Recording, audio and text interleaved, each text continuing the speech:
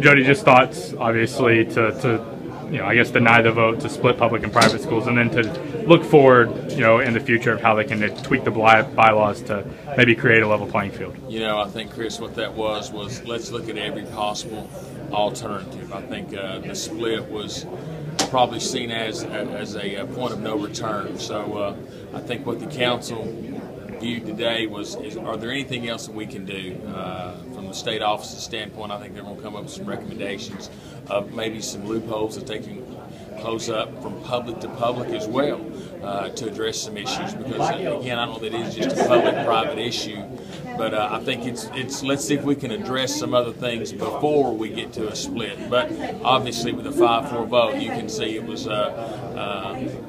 wasn't a clear-cut issue. Sure.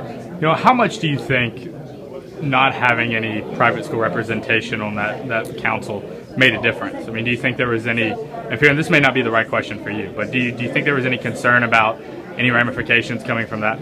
Well, that's a good question. I don't know that I can answer that, but I know as a board control member and as a legislative council member, I represent private schools. So is there direct representation?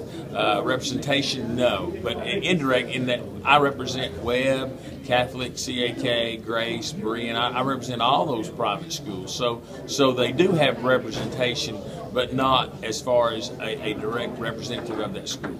Sure. Thoughts in general going forward? Do you think this, maybe some of these bylaw changes, is it possible that we could kind of level that playing field, or is it just kind of wait and see at this point? I think that's the goal, and again, just from what I heard, I can see that they have heard from some schools about some specific issues, and so I would be looking for in the fall that they come back, that the state office come to the council, and the council have a meeting that they can get those implemented as soon as possible. So I would hope that this would really kind of level the playing field, and I think that was the goal today. Let's try to level the playing field as best we can, and no vote today, nothing that was going to take it is going to get everything perfectly level. That's just not reality.